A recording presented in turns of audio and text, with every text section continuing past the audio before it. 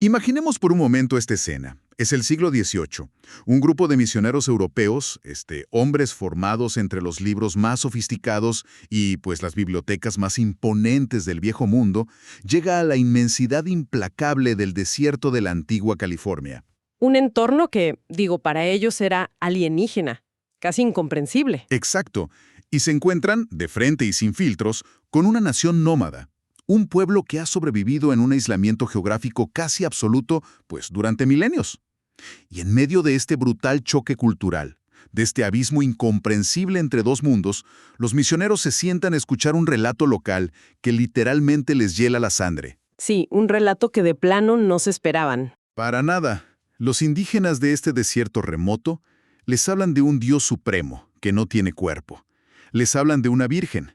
Y agárrense, les hablan de un hijo divino que desciende a la tierra para enseñar la paz, pero que es incomprendido por su propia gente, torturado con una corona de espinas y finalmente asesinado, dejando un cuerpo que, simplemente no se corrompe. Es que, es una imagen que hace estallar en pedazos cualquier expectativa histórica que tengamos. Encontrar un eco tan exacto, casi un calco de la narrativa central del cristianismo en un rincón tan desconectado del resto del planeta, es algo que sacude violentamente los cimientos de lo que creemos saber sobre cómo se transmiten las ideas. Ajá, totalmente. Y esto es precisamente lo que destaca un capítulo sumamente polémico y, la verdad, fascinante del libro Misterios religiosos de la península de Baja California del autor Cuauhtémoc Morgan. De hecho, Morgan aborda este tipo de temas fuera de serie con un nivel de detalle increíble a lo largo de 10 libros que ha publicado en Amazon. Están cañones.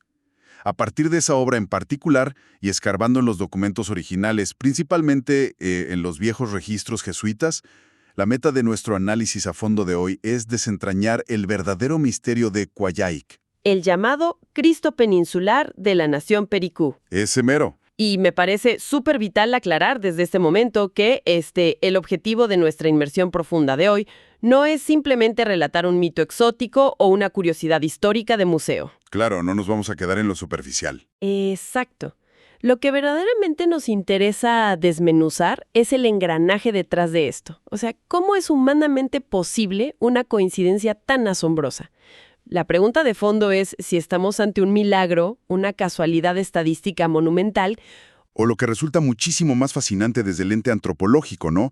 La prueba de un mecanismo de supervivencia y pues adaptación cultural sumamente sofisticado ante un apocalipsis inminente. Sí, esa conexión visceral con el entorno es clave aquí. Pero a ver, para entender la magnitud de esta historia de Coyhaique, primero tenemos que mapear mentalmente el escenario extremo donde todo esto germinó.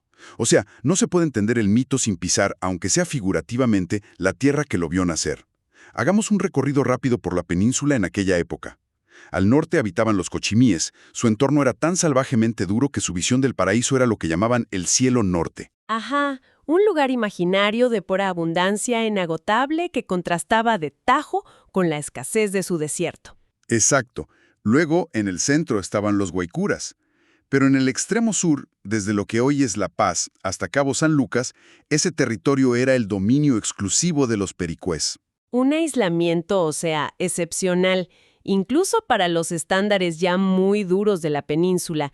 Los mismos historiadores y misioneros jesuitas de la época, tipo Francisco Javier Clavijero, notaron de inmediato que los pericués estaban totalmente separados de las otras naciones vecinas. Cero parentesco, ¿no? Ni en la lengua ni en nada. Nada. Pero el rasgo verdaderamente distintivo aquí era su cosmovisión.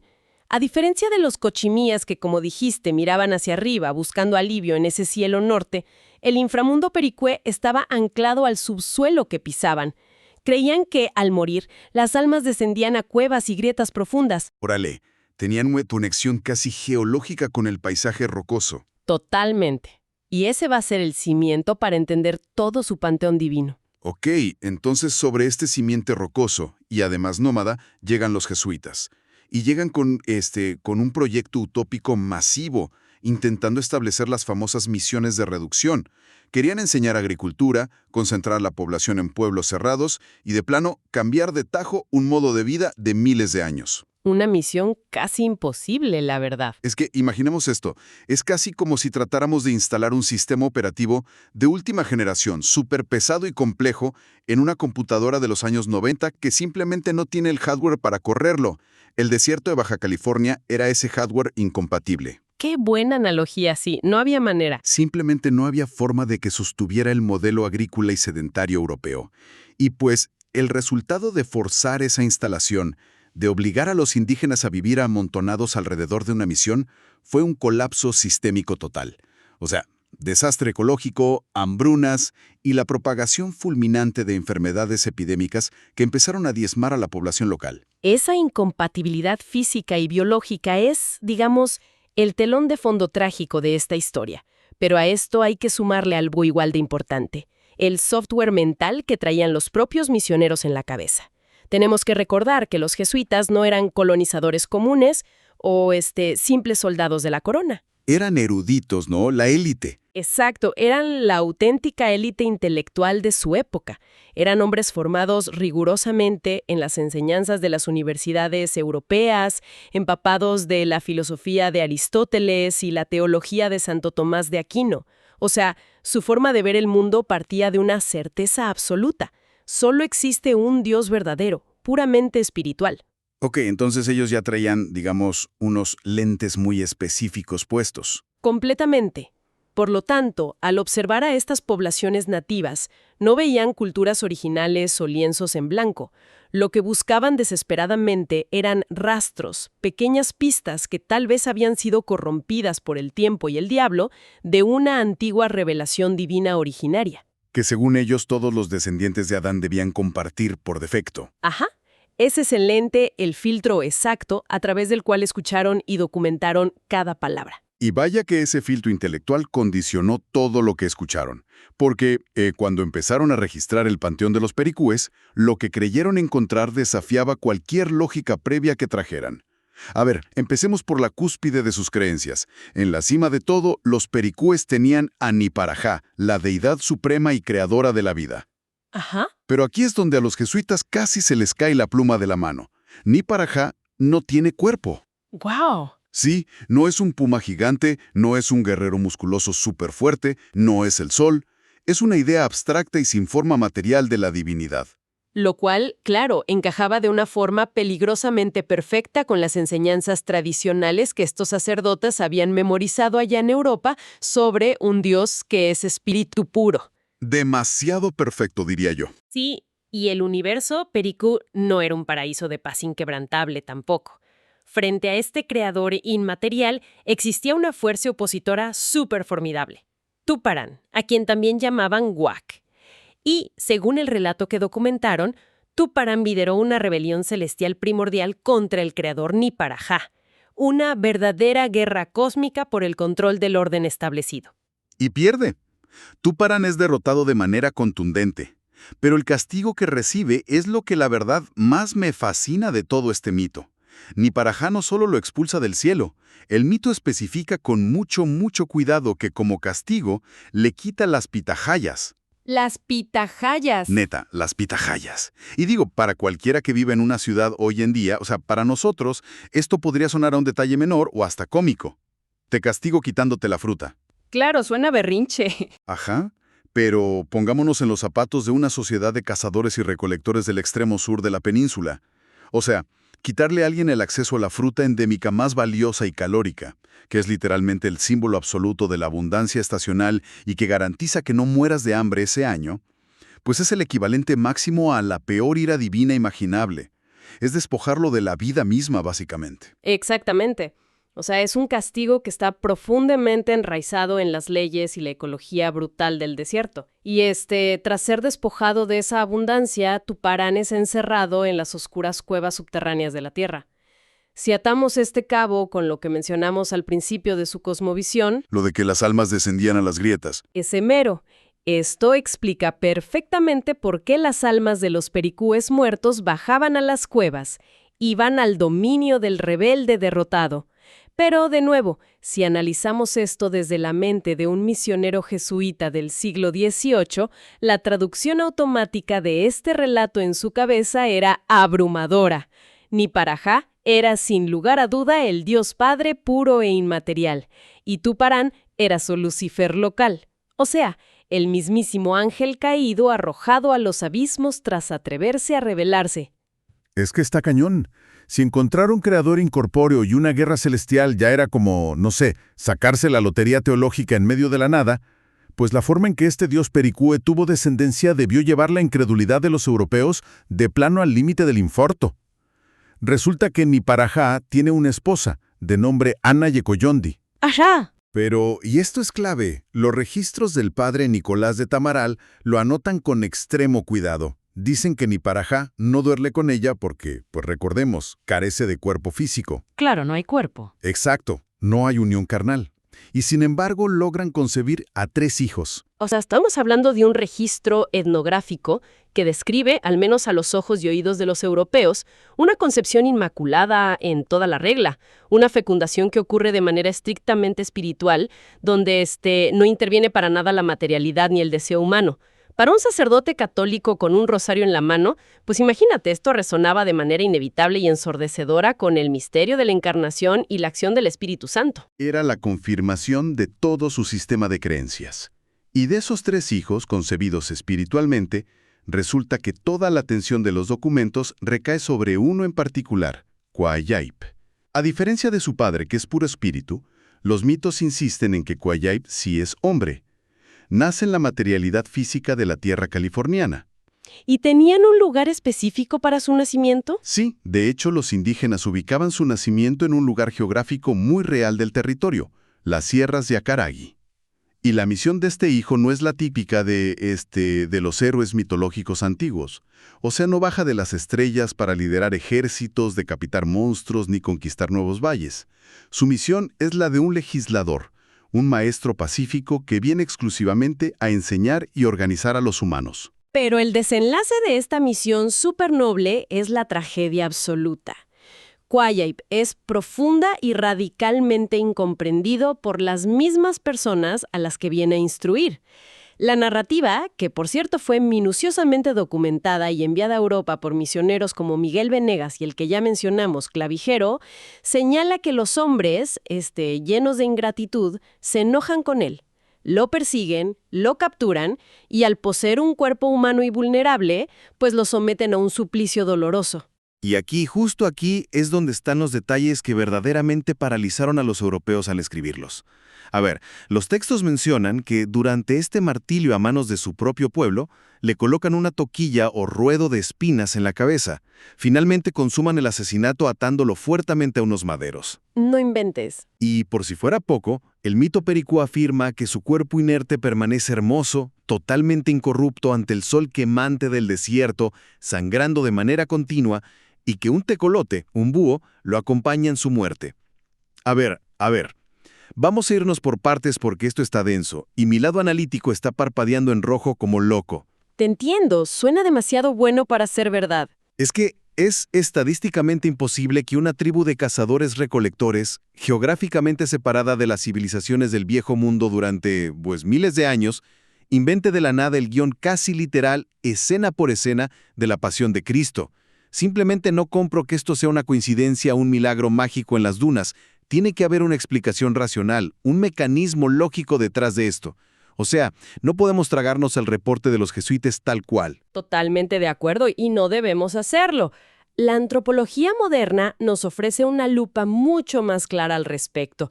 Y la respuesta no tiene nada que ver con milagros del desierto.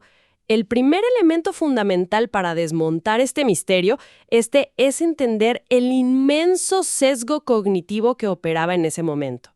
Los misioneros operaban mediante una traducción etnocéntrica, agresiva. ¿Agresiva en qué sentido? O sea, forzaban sistemáticamente conceptos y prácticas indígenas que les eran radicalmente ajenos, los recortaban y los moldeaban hasta que encajaran a la fuerza en las categorías teológicas que ellos ya conocían. Ah, ok. O sea que los jesuitas estaban viendo básicamente lo que querían ver. Así es, si desglosamos los hechos crudos desde la historia de las religiones mesoamericanas y de Aridoamérica, pues el panorama cambia por completo. El autosacrificio sangriento y la mortificación ritual del cuerpo no eran actos de castigo romano o de tortura. No. No, eran ceremonias sumamente comunes y profundamente sagradas para invocar la lluvia, renovar la naturaleza o pedir fertilidad. Para sangrarse utilizaban púas de mantarraya o, de manera súper crucial en el entorno del desierto, espinas de maguey y diversos cactus. Entonces, si un chamán pericú o un relato sobre un héroe antiguo que realizaba un ritual para la lluvia, incluía el acto de clavarse espinas en la cabeza. Ah, es casi como, o sea, no sé si te ha pasado con el celular como el texto predictivo o la autocorrección, ¿no? A ver, ¿cómo? Ya sabes, tú escribes unas cuantas letras raras de una palabra que el teléfono no conoce y tu celular autocompleta la palabra completa basándose en lo que es más frecuente en el diccionario que ya tiene, guardado. Exacto, qué buen ejemplo. Los misioneros veían fragmentos de un ritual indígena sangriento, escuchaban la palabra espinas y su cerebro lo autocompletaba inmediatamente con el Evangelio, porque la teología cristiana era el único diccionario que traía instalado para interpretar lo que era sagrado. Esa es una excelente manera de visualizarlo. Su mente autocompletaba la realidad para evitar la angustia de enfrentarse a lo incomprensible. Y mira, lo mismo ocurre exactamente con la ejecución de Quayaib. Las tradiciones populares modernas a veces hablan erróneamente de una crucifixión, pero si vas a las fuentes primarias de los jesuitas que estudió Morgan, nunca describen el método romano clásico. Claro, porque ni siquiera tenían los materiales para eso. Exacto. Los pueblos originarios de esa zona no tenían clavos de hierro, ni forjas, ni mucho menos la tradición punitiva del Imperio Romano. Sin embargo, amarrar a prisioneros de guerra o víctimas de sacrificio a postes de madera rectos para ejecuciones rituales, eso sí era una práctica documentada en el continente. Pero claro, cuando los europeos vieron o escucharon sobre una deidad atada a maderos que derramaba sangre, pues percibieron instantáneamente los ecos del Calvario. Ok, entiendo el inmenso sesgo cognitivo. Los jesuitas leyeron súper mal las instrucciones del desierto, pero a ver, de ahí a armar toda la narrativa del Hijo Divino, el madero, la incomprensión y las espinas, pues hay un trecho gigantesco. O sea, ¿me estás diciendo que los indígenas simplemente se quedaron callados como, no sé, víctimas pasivas, mientras unos extranjeros reescribían sus mitos milenarios a su antojo? Y, de hecho, si nos quedáramos solo con la explicación del sesgo europeo, estaríamos cometiendo un error histórico gravísimo, porque estaríamos borrando por completo la agencia intelectual de las sociedades originarias. Y es justo aquí donde la antropología moderna nos revela una genialidad de supervivencia indígena que llamamos el ensamblaje. ¿Ensamblaje? A ver, explícame bien cómo funciona ese ensamblaje en la práctica, porque me suena súper fascinante. El ensamblaje es una estrategia de sincretismo pero profundamente activo, o sea, no pasivo. Ante el trauma brutal del choque cultural, las epidemias masivas que mencionaste y, pues, el colapso absoluto de su mundo bajo el sistema de misiones, los indígenas no se limitaron a aceptar sumisamente la nueva religión, pero tampoco la rechazaron ciegamente, porque hacer eso significaba la muerte. Claro, ¿era un callejón sin salida? Ajá. Entonces la utilizaron de manera inteligente como una herramienta política de negociación y sobre todo de supervivencia. Tomaron los símbolos y la iconografía judeocristiana que les imponían a la fuerza todos los santos días y los injertaron directamente en las venas de sus propios relatos fundacionales. Órale. ¿Y hay evidencia dura de que las tribus de esa zona hicieran esto de manera consciente? Totalmente. Hay ejemplos históricos comprobados un poco más al norte del territorio Pericú, con las culturas Paipai y Coal, que son maravillosos. Ellos, por ejemplo, necesitaban seguir explicando la existencia de la Vía Láctea, que domina de manera espectacular el cielo nocturno del desierto. En lugar de aferrarse únicamente a sus antiguos tótems animales, que obviamente los sacerdotes prohibían y castigaban, crearon un relato completamente nuevo y ensamblado. ¿Qué se inventaron? Empezaron a contar que Dios les había dado grandes costales de harina de trigo, que por cierto es un producto traído por los europeos a San Pedro y San Pablo. Ah, metieron a los santos a la historia. Exacto. Estos dos santos se emocionaron, decidieron echar unas carreras de carretas en el cielo y con los baches de las nubes rompieron los costales. La harina se derramó por todo el firmamento y así, con trigo europeo y santos católicos, explicaron cómo se formó su Vía Láctea. No inventes. Está increíble. Sí, o piensa en los chamanes que, enfrentados a la estricta imposición española de usar ropa y, pues, sentir pudor por su desnudez, inventaron rapidísimo que en sus trances viajaban al cielo a visitar a un diablo que se dedicaba exclusivamente a confeccionarles la ropa. Es adaptación cultural en tiempo real. ¡Qué genialidad! O sea, literal estaban hackeando el sistema que los oprimía. Y bueno, si aplicamos esta misma capacidad de ensamblaje en tiempo real al mito de Quayayip, la pieza maestra encaja perfectamente. Imagínate a los pericúes sometidos al látigo del sistema misional, obligados a presenciar las dramatizaciones del Vía Crucis una y otra vez en la iglesia, viendo las imágenes de un Cristo sangrando. Y para darle sentido a todo esto, toman a Quayayip, que quizá originalmente era solo un héroe cultural local que, no sé, les enseñó a recolectar pitahayas o hacer fuego, Sí, un héroe local. y le suman la corona de espinas, el martirio y el madero. Exactamente. Construyen de manera colectiva una versión tropicalizada, o más bien una versión desertificada del Evangelio. Y el objetivo de hacer esto no era complacer por complacer a los padres. Al hacerlo, crearon un puente de empatía que les surgía. Era una forma súper brillante de decirle al invasor colérico: oigan, bajen las armas, nosotros también tenemos a un hijo divino que sufrió en un madero. Entiéndanos. Quizá era su intento desesperado de validar su propia herencia ante los ojos de los jesuitas. O tal vez, psicológicamente, era el único marco simbólico que les permitía procesar y darle sentido a la muerte de miles de sus hermanos por las epidemias, ¿no? Es muy probable que sí. Construyeron un mito salvavidas. Pero a ver, esta historia ensamblada por los indígenas y luego autocompletada por los jesuitas, no se quedó ahí, atrapada entre los cactus de la península. Los misioneros empacaron estos relatos con una pulcritud súper obsesiva y los mandaron en barcos directo a las bibliotecas de Europa. ¿Por qué le daban tanta importancia? O sea, ¿cómo es que un mito pericú termina siendo relevante en los salones lujosos de París o Madrid? Porque ese relato era oro puro, o sea, munición pesada para la geopolítica de la época. Hay que entender el inmenso estrés bajo el que operaba la Compañía de Jesús en los siglos XVII y XVIII. En Europa, estaban librando una guerra institucional a muerte. Claro, no todo era tranquilidad para ellos allá. Para nada. Por un lado, intentaban frenar la expansión súper agresiva del protestantismo, y por el otro, se enfrentaban al escepticismo punzante de la naciente Ilustración, con filósofos que ya comenzaban a cuestionar abiertamente si la religión no era más que un simple invento político y humano para controlar a las masas.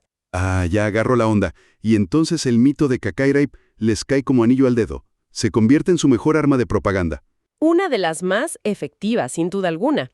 Los líderes jesuitas utilizaron los detallados reportes de Cacairap para pararse frente a los reyes, a las élites nobles y los filósofos europeos y lanzarles un argumento, devastador. Básicamente decían: miren esto. Incluso en las tierras más remotas, incivilizadas y áridas del planeta, donde nuestra civilización nunca había puesto un pie, las almas de estos salvajes ya tienen grabada en su memoria la historia de un dios inmaterial y un hijo martirizado. Órale, era la evidencia empírica perfecta. ¿Sí? La que necesitaban para demostrar que el diseño del dios católico era global y verdadero, y no un mero constructo cultural de Europa. ¡Qué jugada maestra! Y siendo muy pragmáticos, pues me imagino que también era la mejor excusa de negocios imaginable. Porque sostener ese sistema de misiones aisladas en Baja California debió ser un hoyo negro de dinero para la corona española, ¿no? O sea, no había minas de oro fáciles de explotar, la agricultura era un fracaso constante, era un desierto hostil. Totalmente. Era carísimo mantener eso operando. Entonces, al poner a Quayayp en los reportes, los jesuitas tenían la narrativa perfecta para justificar frente a los monarcas el inmenso derroche de recursos.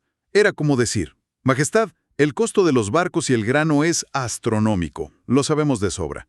Pero mire el valor incalculable de estas miles de almas que, increíblemente, ya están preparadas para recibir la verdad. Ese fue el argumento clave que permitió que el proyecto jesuita en la península sobreviviera financieramente tantas décadas, en contra de toda lógica económica.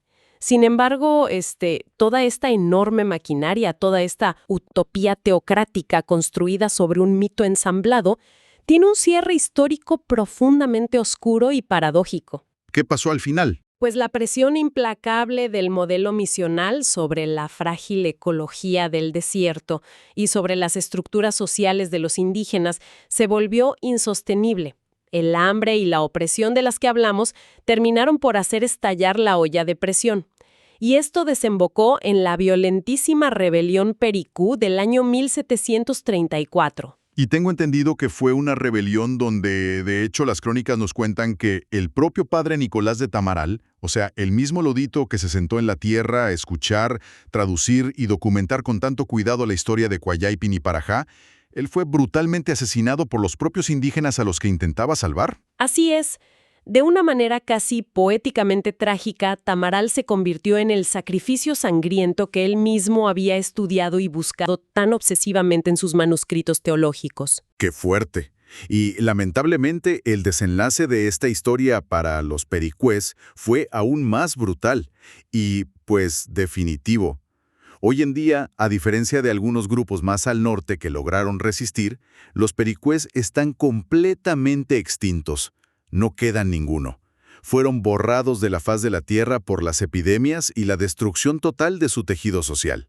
Lo cual nos deja frente a una reflexión muy severa sobre cómo consumimos las fuentes históricas que leemos hoy en día.